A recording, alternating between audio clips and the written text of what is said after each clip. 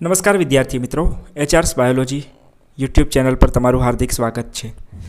તો આપણે સૌથી પહેલાં જે ગવર્મેન્ટનો જે લેટર છે, ઓફિશિયલ લેટર જે કહેવાય, પરિપત્ર, એ આ રીતનો છે। તો એનો જે વિષય છે મુખ્ય એ છે શૈક્ષણિક વર્ષ 2020 અને 21 માટે ધોરણ 10 અને 12ના પ્રશ્નપત્રનું પરિરૂપ મોકલવા બાબત। એટલે કે આપણે ધોરણ 10 અને ધોરણ 12નું જે નવું બોર્ડનું જે પેપર છે, હવે કોરોના મહામારીના કારણે જે આપણો અભ્યાસક્રમમાં સુધારો કરાયો હતો અને એ અભ્યાસક્રમના સુધારાને લીધે હવે જે નવું પ્રશ્નપત્ર છે એ કઈ રીતે હશે, ફક્ત એક જ વર્ષ માટે, એ હવે આપણે જોઈશું। તો મિત્રો, અહીંયા લખ્યું છે કે ઉપરોક્ત વિષય અને સંદર્ભ અન્વયે જણાવવાનું કે કોવિડ-19ની પરિસ્થિતિમાં શૈક્ષણિક વર્ષ 2020 અને 21 માટે ધોરણ 9થી 12ની પરીક્ષા જે છે એની પદ્ધતિમાં ફેરફાર કરવામાં આવ્યો હતો અને એનું પણ આપણને જે નવું પ્રશ્નપત્ર પરિરૂપ જે છે એ આપણે આજે ધોરણ 12 બાયોલોજીનું અહીંયા હું જે તમને દેખાડવા જઈ રહ્યો છું। ઓકે, તો હવે નેક્સ્ટ આપણે જોવાના છીએ ધોરણ 12નું।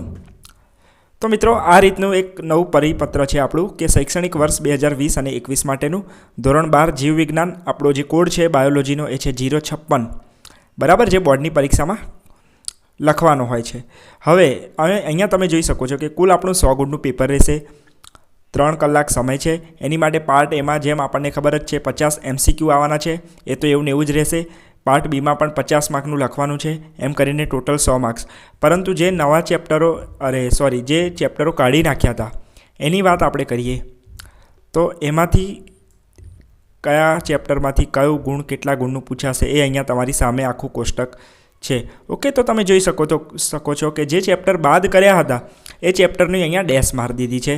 અહીંયા તમે જોઈ શકો છો ઉદ્દ વિકાસ ચેપ્ટરમાં કશું જ લખ્યું નથી, એટલે એ ચેપ્ટર આપણું સિલેબસમાં નહોતું, એ રીતે 9મું ચેપ્ટર નહોતું અને એનો વિડીયો પણ મેં મૂકેલો જ છે। હું જો તમને કદાચ ઉપર આઈ બટન ઉપર મળી જશે એનો વિડીયો, કે જે મેં વિડીયો બનાવ્યો હતો કે કેટલો સિલેબસ રાખ્યો છે અને કેટલો જે 30% કાપ્યો છે, એનો વિડીયો પણ તમે અહીંયા ઉપર આઈ બટન પર મેળવી શકો છો।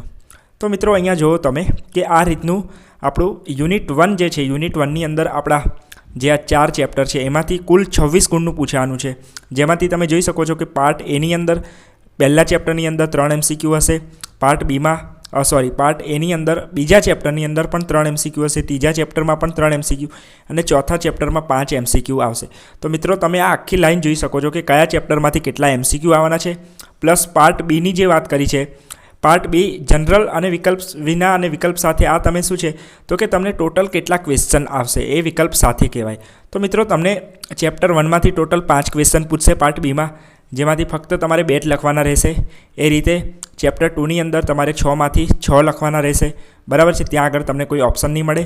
તો આ રીતના ટોટલ તમને 75 ક્વેશ્ચન મળવાના છે પાર્ટ બીમાં, જે તમારે લખવાના છે 50 ગુણની વાત કરું છું। 75 ગુણના પ્રશ્નો હશે અને તમારે લખવાના ફક્ત 50 ગુણના જ છે। ઓકે, તો તમને 25 ગુણનું અહીંયા એક્સ્ટ્રા એટલે કે અથવાની રૂપમાં મળે છે, બરાબર। અહીંયા નીચે એક ખાસ નોંધ લેવા જેવી છે કે યુનિટ દીઠ ગુણભાર તમે બદલી શકશો નહીં, પ્રકરણ દીઠ ગુણભાર દરેક પ્રકારને યોગ્ય ન્યાય મળે તે રીતે બદલી શકાશે। એટલે કે દરેક ચેપ્ટર વાઇઝ હજુ આ સુધારો અહીંયા થઈ શકે છે જ્યારે પેપર આવશે ત્યારે, પરંતુ તમારે યુનિટ દીઠ જે ગુણભાર છે એ કોઈ દિવસ બદલાશે નહીં। યુનિટ 1માં જે 26 છે એ તો 26ના 26 જ રહેશે, બરાબર। એ રીતે યુનિટ 2માંથી 22 ગુણનું પૂછાશે। તો આ રીતે આપણા 5 યુનિટ છે, 5 યુનિટ અને 16 ચેપ્ટર્સ જે આપણા છે આ રીતે પૂછાવાનું છે। આનો તમે સ્ક્રીનશોટ લઈ લેજો વિદ્યાર્થી મિત્રો। ઓકે, નીચે જે એ પ્રશ્નપત્રનું માળખું છે કે કઈ રીતે પૂછાય છે, બરાબર છે, એ આપણે જોઈ લઈએ। તો કે પાર્ટ એની અંદર તો 50 MCQ છે, એ રીતે પાર્ટ બીમાં સેક્શન વાઇઝ અલગ અલગ છે। 2 માર્કના કેટલા પ્રશ્નો હશે તો કે ટોટલ 2 માર્કના 12 પ્રશ્નો આવશે, એમાંથી તમારે 8 લખવાના છે।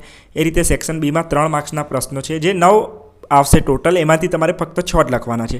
એ રીતે સેક્શન સીની અંદર જે 4 ગુણના પ્રશ્નો છે 6 આવશે, 6માંથી ગમે તે તમે 4 લખી શકશો। પાર્ટ બી માટે તમને 2 કલાકનો સમય મળે છે અને પાર્ટ એ માટે તમને 1 કલાકનો સમય મળે છે। તો આમ 3 કલાકમાં તમારે 100 માર્ક્સનું પેપર આખું લખવાનું હોય છે। ઓકે વિદ્યાર્થી મિત્રો, તો આ હતી આજની તમારી ઇમ્પોર્ટન્ટ માહિતી। જો મિત્રો વિડીયો ગમ્યો હોય તો પ્લીઝ લાઇક કરી દેજો। તમને કોઈ પણ ક્વેરી હોય કે તમારે ગમે તે પ્રશ્ન પૂછવો હોય તો તમે વોટ્સએપ પર આ નંબર ઉપર તમે હાય મેસેજ લખીને તમે ગ્રુપમાં પણ જોડાઈ શકો છો, બરાબર। આપણી પાસે ઘણા બધા ગ્રુપ છે, તો તમે આજે જ વોટ્સએપ ગ્રુપમાં જોડાઈ જાઓ, તમને નવી અપડેટ્સ મળતી રહેશે, તમારા પ્રશ્નોનું પણ સોલ્યુશન આવતું રહેશે। તો મિત્રો, વિડીયો ગમ્યો હોય તો લાઇક કરજો, ચેનલને સબસ્ક્રાઈબ કરજો અને તમારા ફ્રેન્ડ સાથે આ માહિતી ઇમ્પોર્ટન્ટ શેર કરવાનું ભૂલતા નહીં।